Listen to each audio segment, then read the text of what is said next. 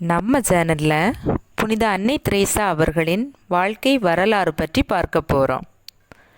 This video sponsor by mod mobile app.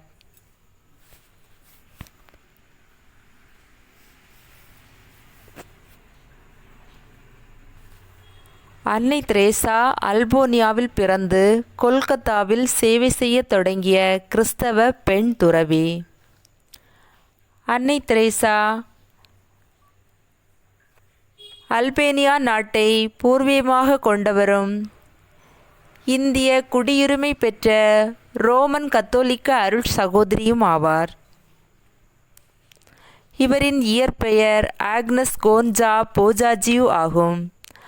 1950ஆம் ஆண்டு இந்தியாவில் கொல்கத்தாவில் பிறர் அன்பின் பணியாளர் என்ற கத்தோலிக்க துறவற சபையினை நிறுவினார்.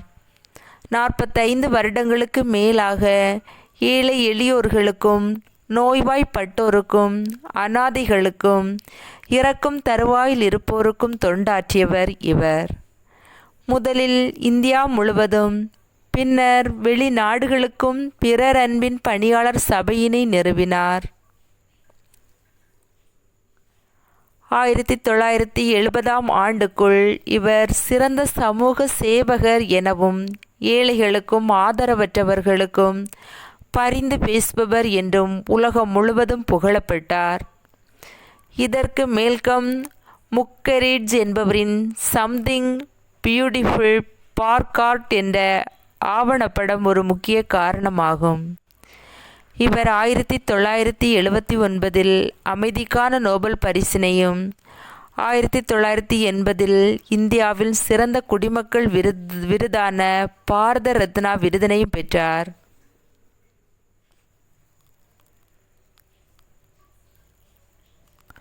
அன்னை தெரேசாவின் பிறரின் அன்பின் பணியாளர் சபை அவரது இறப்பின் போது 123 நாடுகளில் 610 தொண்டு நிறுவனங்களை இயக்கிக் கொண்டிருந்தது. இதில் எய்ட்ஸ், தொழில்நோய் மற்றும் காசநோயால் பாதிக்கப்பட்டவர்களுக்கான நல்வாழ்வு மையங்கள்,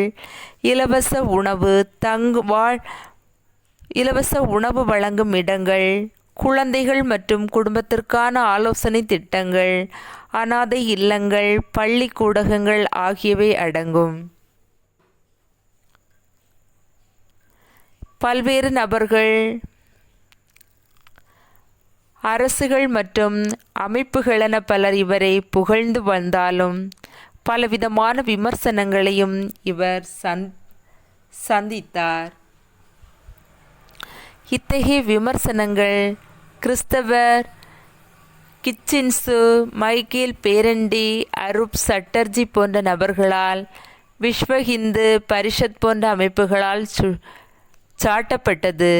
இவர்கள் அன்னை தெரேசாவின் உறுதியான கருக்கலைப்பு எதிர்ப்பு நிலையையும் ஏழ்மை தரும் ஆன்மீக மேன்மையின் மீது அவர் கொண்டிருந்த நம்பிக்கையையும், இறப்பின் வாயில் இருப்போருக்கு அவர் ஞானஸ்நானம் அளிக்கிறார் எனவும் குற்றம் சாட்டினர். சில செய்தி ஊடகங்கள் அவரது நல்வாழ்வு மையங்களில் மருத்துவ வசதி தரத்தை பற்றி விமர்சிப்பனவாகவும் நன்கொடை பணம் செலவு செய்யப்படுவதன் விதத்தை பற்றி கவலை எழுப்பியும் செய்திகள் வெளியிட்டன. இவரின் இறப்புக்கு பின் திருத்தந்தை 2ஆம் அருள் சின்னப்பரால் முத்திபேறு அடைந்ததாகவும் அறிவிக்கப்பட்டு கொல்கத்தாவில் அருளாளர் தெரேசா என்ற பட்டம் சூட்டப்பட்டார். தேங்க்யூ.